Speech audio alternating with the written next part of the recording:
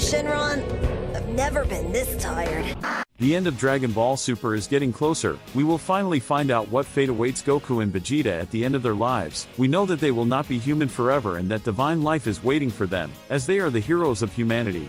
That if it weren't for them the universe would have been extinct a long time ago. So they are legends of Universe 7. After all, they saved our universe from the most terrible and perverse villains that could exist. That's why even if one day they die, will be eternalized forever in the memories of everyone in Universe 7, just as Goku was eternalized at the end of Dragon Ball GT, leaving an immense legacy in history, even having the right to a statue built in his honor by the Earthlings. And it is not only in the anime that Goku is honored, in real life too. He even has a commemorative date, which is on May 9th, and May 9th is known as Goku's Day in Japan and in the world, because of the pronunciation of the date in Japan, as the numbers 5 and 9 can be read as Go and Ku in the language of the anime's native country. The date was chosen to celebrate the character, that is, Goku managed to utertsine his name inside and outside the anime.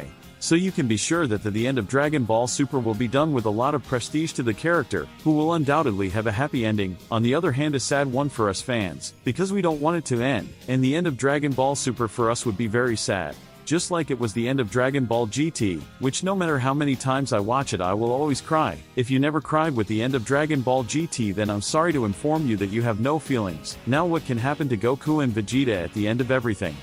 Everything is heading for them to become gods, more specifically Hakaishin and Angel, with Goku being a new angel and Vegeta the new god of destruction, giving retirement to Whis and Beerus, who will finally be able to rest in peace, but stay calm. For those who don't like cliched and predictable endings, everything will happen in a way that nobody expects, just like the ending of GT at that time, for example, that nobody expected that Goku would go away with Shenron to an unknown place and become a kind of entity.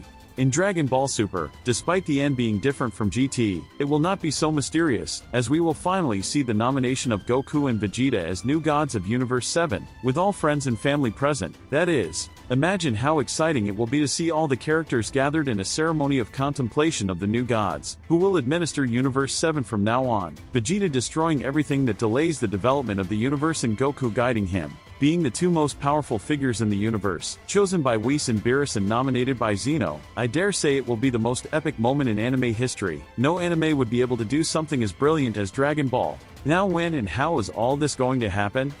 Right after the final arc of Black Frieza, as Frieza was the first super villain in the anime, so it's only fair that he is the last one too, even more so taking into account that he is the most beloved villain among fans, as he manages to be so cruel at the same time that he can be very charismatic, really the perfect combination for a perfect villain, remembering that very few villains manage to have this duality. I like the way that halo looks on you, Frieza.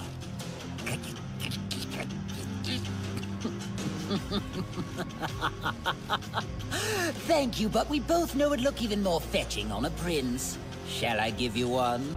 An example that we can cite of a villain with these same aspects is the Joker. Only Frieza is different. He doesn't just have motivations, he has ambitions and goals that are not so vague, which makes him even more exclusive. Previously he just wanted to reign over all the planets, now he wants to reign over all the universes. And I tell you that he is capable of that and much more, because we are talking about someone who can exponentially increase his fighting power with little training. Exactly, Frieza's race is already powerful and resistant by nature. He had never needed training to beat up Goku and Vegeta at the beginning of Dragon Ball Z, and with only 4 months of training he was able to face the Super Saiyan Blue divine form. And now, training 10 days in the temple room, he has overcome superior instinct and ego instinct. Of course the 10 days were equivalent to 10 years, but even so it is surprising, taking into account that no character in history lasted more than 1 day in the temple room, so we have to admit that Frieza is the most incredible villain of everyone. He's so perfect that I even ask myself if that's fair, you know?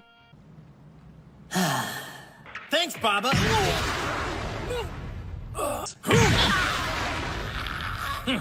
Oh, sorry.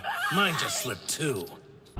And currently it is very likely that he is at the level of the god of destruction Beerus, because it was 10 years of training and he had no difficulty in knocking out Goku Ultra Instinct and Vegeta Ego, so I believe that currently he can give work to Beerus. So if Goku and Vegeta defeat Frieza, we can be sure that they surpass Beerus and are ready to become immortal, not to mention that with this feat they will be considered heroes even by Zeno, because Frieza wants to kill Zeno currently.